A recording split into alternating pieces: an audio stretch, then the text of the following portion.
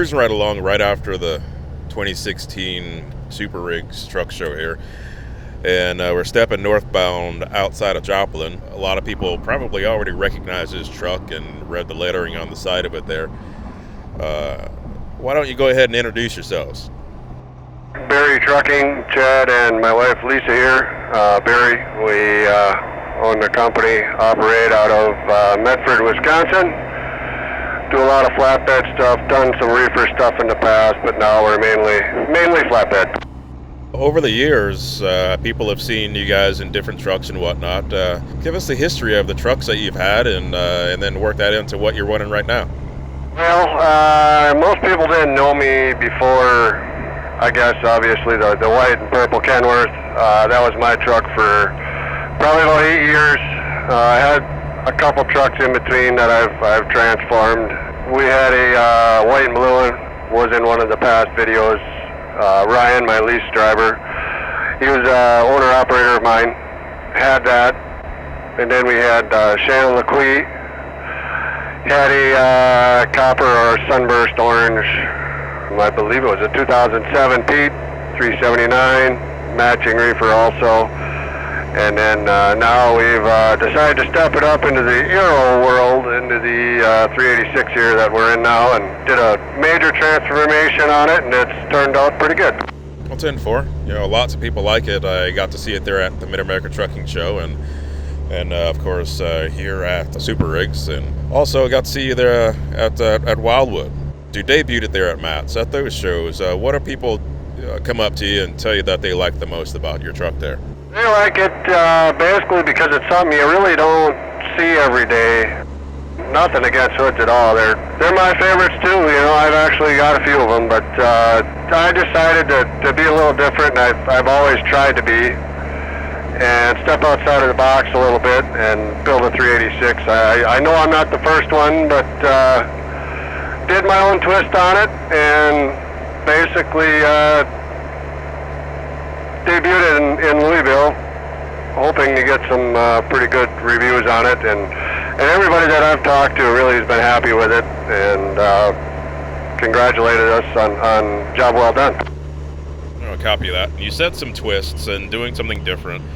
What are some of those things that you've done with your truck that may not have been done with the previous 386s? Well, when I built it, I wanted to concentrate on building a truck that was still very practical, not so crazy long, not so crazy low, but yet something that looks good going down the road that you don't have to feel bad about using. It's a lot of Peterbilt parts yet. Nothing really crazy, I guess. More of the factory end of things, just my own twist on them that way. You know, I put a car hauler front axle in here, but yet it's all factory, Peterbilt, air ride, leaf springs, all that set up in the front. That's all factory. I just put my own dump valves in it so I could, I guess, dump the air when I got parked. The boxes, they're actually 379 battery boxes. We just put the monster lids on. But we had to slide those ahead about 4 inches to get the 8-inch picket elbows on here. Dynaflex came through for me, built us a special set of elbows for Louisville about a week before. Otherwise, it's basically just all Peterbilt stuff, other than, you know, fenders and the typical visors and whatnot. Tell me about your history in driving. You know, how'd you get into driving, and what has it been like for those number of years for you? I started when I was 15, washing trucks.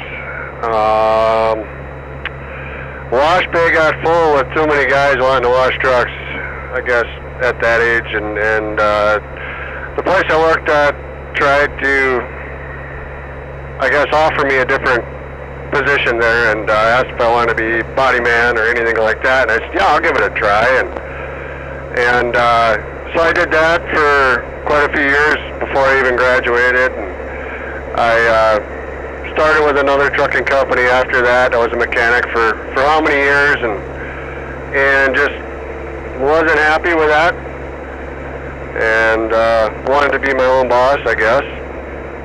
And the end of 2003, I got my own authority, just turned 24 years old, and we've been here ever since. So how many years total would that be for you? I had my CDL in 1998 when I graduated, so we're about 20 years into it. All right, 10-4. You have your wife there with you, Lisa. I've seen the both of you guys working on the build, elbow to elbow there. Lisa, how does that work out to where you have good hands with wrenches and whatnot? I guess it was just one of the things I decided. If we want a good, strong relationship, and this is what he enjoys the most, I'm going to become a part of it. And slowly started working on it when we had our first semi, back when it all started, and just kept growing from there and learning as I went. And the more he tells me I can't do, the more I try it, and the more I figure it out. And it's brought me to the position of where I started about 2 years ago with a repair shop in our local town. That I'm now a PDI dealer and helping do a little bit of wrenching and helping in the shop where I can. I order all the parts and do all the overhaul part ordering and just keep learning. You know what? That's impressive. A lot of guys are going to be hearing this and going like, you know what? My wife needs to do the same thing. Honey, you hear this? You know, you need to start learning how to do this and that and the other and work on the truck with me. You know, either way, having the same interests, you know, that's great, and I'm sure it does have its benefits. It sure does. It's the bonding time in the shop that really makes our relationship grow. We do have our days where it's called no tire day and we can't talk about trucks, but there's very few of them, and we just enjoy going through this together and going home and talking about all the new friends we've met on the show circuit together. That's awesome. I'll throw another question at you, Lisa. When it comes to being a wife of a trucker and, you know, having your husband gone on the road, what is that like for you, and how do you maintain the house? What are some things that have helped you to, make good strides while Chad's gone? Well, it's, I guess, first of all, it never fails when we're home alone, us wives. It's always when something breaks, always when something is leaking or anything at the house or the lawn needs to be mowed, and we just learn we got to do it, and you figure it out, or you have to call another family member or friend for help. But it's tough at first when they're gone, but after a while you get used to it, and I guess the relationship's growing between other wives and meeting more trucking wives out there. It sure helps to know we're not alone in this, and it's always good when they come home. Well, what are some of the things that you do to help Chad get going? Do you, I don't want to say do you pack him a lunch or anything like that, but what do you do to make sure he has a good trip and keep him happy and motivated while he's out there?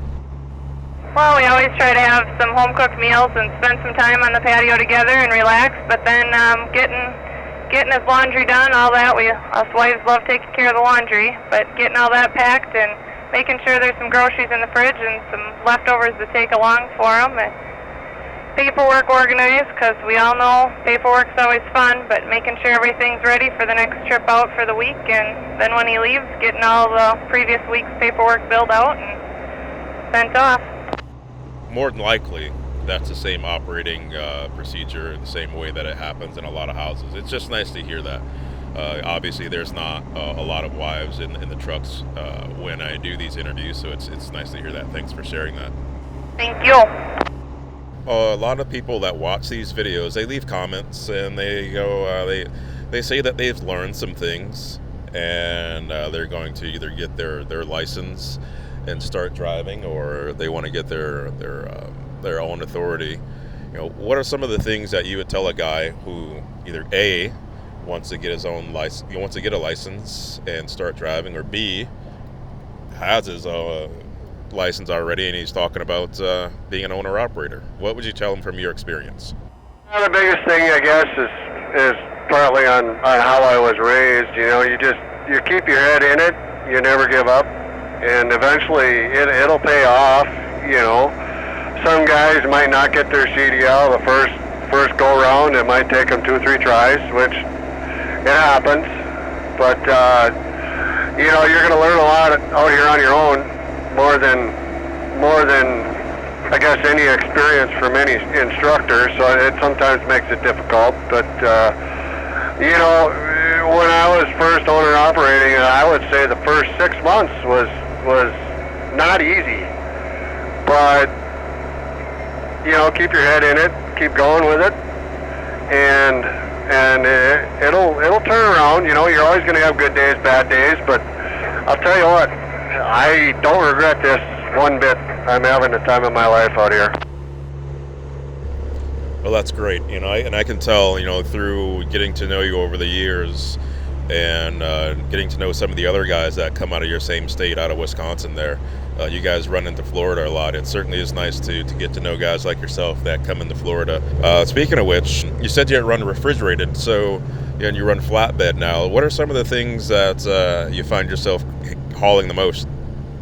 Being where I live up in northern Wisconsin, I haul a lot of lumber. You know, it's just kind of a big industry up by us, housing materials and whatnot. It gets me down to where I gotta be for the week, and I haul a lot of steel through, you know, Monday through Thursday, pretty much every day. Usually get half of Fridays off anyways, kind of get home, get the truck washed, do any maintenance, do whatever I gotta do there, but mainly it's just Minnesota, Wisconsin. Even in the winter, I don't really leave the area. I kind of enjoy it up there. I do miss Florida. Florida is one of my favorite places to be, but we all know with a flatbed, that's a bad place to go. Let's talk about fuel mileage. You've had previous trucks, you described them, you know, other guys driving leased onto you. What was your average? Obviously, we might be comparing oranges versus apples here, but what was the fuel mileage that you were getting, and what are you getting now since you're running a different style truck? I guess when I have my open flat behind this thing, I've seen 8s quite a bit, high 7s, stuff like that. Now I'm probably 6 to 6.5 on average.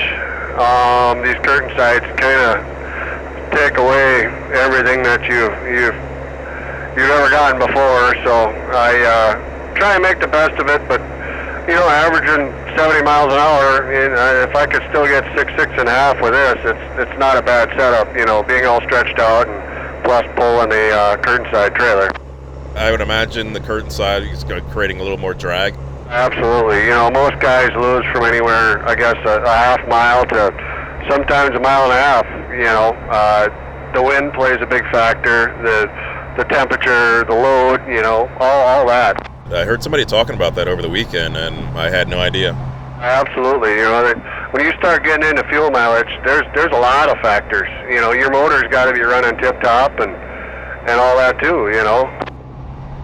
And you know, I don't recall that I did ask you about truck specs. So tell me some of the specs on the truck.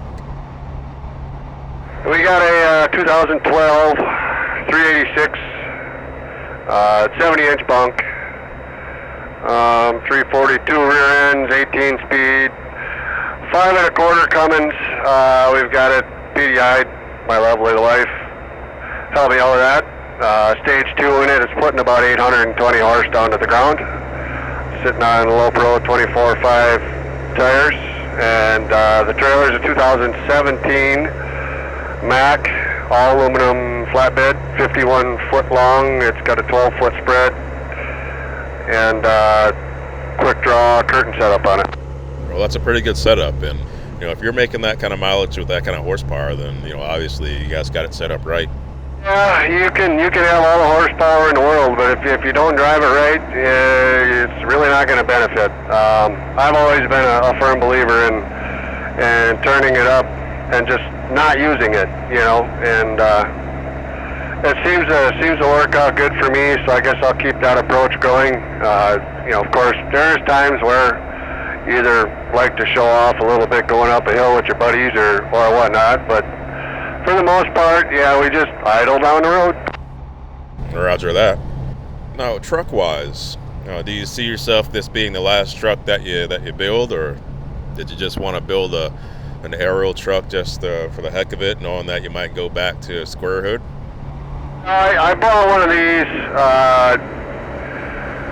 I guess I don't like having the same truck everybody else does. I kind of like to do my own thing with them, and that's what I did with my W9. You know, love it or hate it, but I bought this one with intentions is just to keep going and get some fuel mileage, but I actually ended up buying my W9 back about 4 months after I sold it. Unfortunately hit a dump truck and got totaled out. Bought it back from the owner that had bought it from me. So that's sitting in my driveway. That's one project, and I've got a couple more. You know, I'm not done. I'm going to keep going with this and see where it can take us. It's a habit, but it's maybe for me it's worked out good. It's kind of nice that you're able to buy your truck back. You know, I'm sure you wish it would have been in a different condition, but it's still nice to have that back. It's, I guess, helped my business to grow.